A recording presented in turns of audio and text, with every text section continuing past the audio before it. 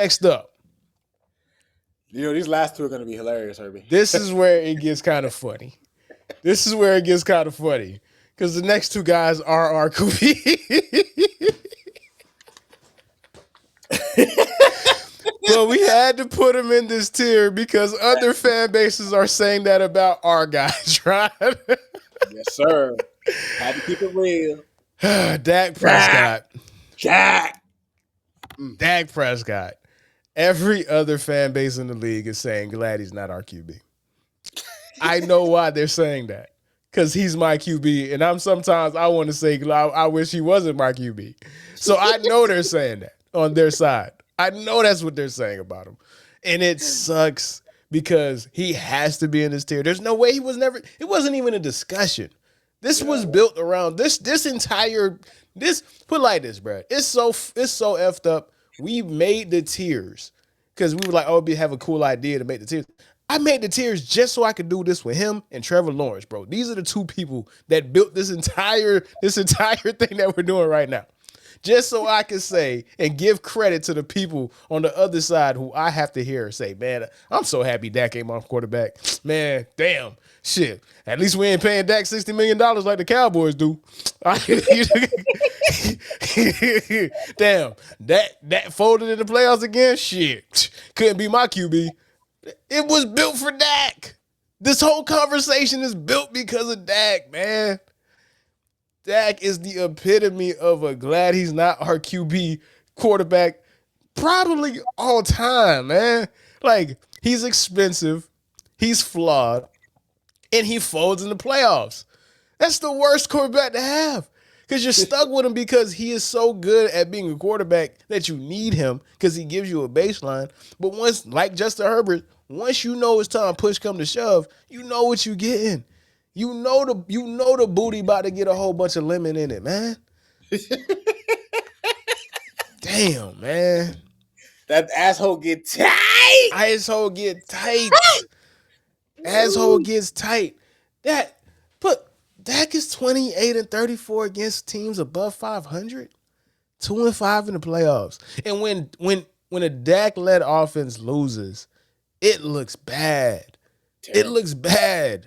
He's only had one competitive loss, and that was that loss against the Packers his rookie year. Every other time, it just looks bad. It looks like a dude who is not beating up on NFC East teams anymore. And it's only going to get worse because the NFC East finally got good again. It's been a while. We have two good teams in the NFC East now. So he's not going to feast on these dudes no more, bro. And we're paying him $60 million. Holy shit. Holy shit. Oh, God. Yeah, man. This entire experiment was built off of Dak Prescott's flawed back. There is a lot of people who love sports, who love football, who love the NFL, who watch Dak Prescott on Sundays, primarily at 4:15 Eastern, Fox, game of the week, and come away from it saying, damn, glad he's not our QB, dog. That is Dak Prescott. That is Dak Prescott.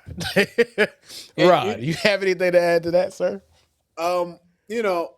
It's funny, Herbie, because I started this segment by saying that all the quarterbacks in this group are frustrating. And that applies to Dak too, Herbie, because when you watch, let's just say for the sake of just conversation, hypothetically speaking, shout out to the boy Pappy Loco.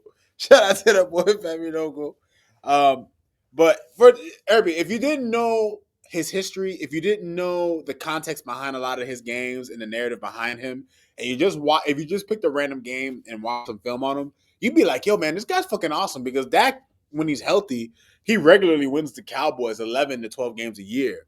But the saddest thing is, Herbie, and it's something that I could never quite understand. I just don't understand the guys who have the talent to win you 10, 11 games a year. But when you need them the most, they look the worst. It's like, bro, you can't look the worst every time we need you the most. I get that there's going to be times where, the best quarterbacks can look terrible. I'm a Dolphin fan, and I've watched Tom Brady throw 4 interceptions against my team's defense. Granted, this is when we had Jason Taylor and, those guys back for sure. in the day. Yeah. But, we weren't, the Patriots were a superior team, but at the end of the day, like, the great quarterbacks, the really good quarterbacks, they're gonna have. I've seen Phillip Rivers throw 4 picks against us. It happens.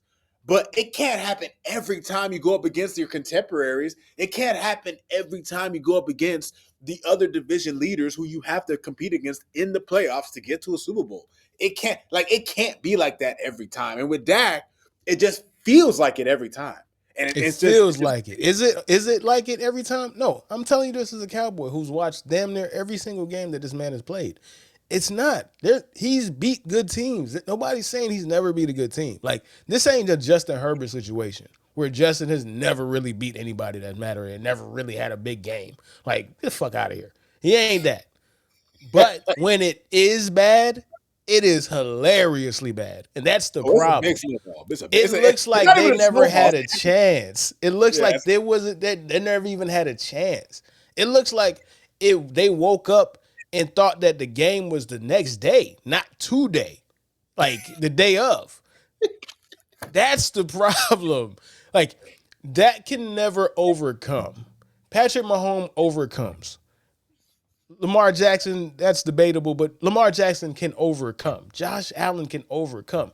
Those guys are the elite of the elite. It's an unfair comparison, but in reality, it's not, because that's the whole fucking point. That's the whole fucking point. Once you pay a person on that tier, there's an expectation to have that tier and what comes with it. So if we're paying you and we're not getting our money's worth, we're going to say, "Damn, glad he's not our QB, because our quarterback doesn't cost us $60 million." You know what I'm saying? So it is it, and like you said, like we said to begin, every guy aside from Trevor and Sam, all of these guys have top 10, at times top 5 tape. We understand it, but there is something about them that is keeping them away from being truly embraced by the fans at large. Whether it's narrative, whether it's perception, whatever, right? It doesn't matter. They still have that stigma, that label associated with them. Nobody more than Dak. Like, right. nobody more than Dak at all.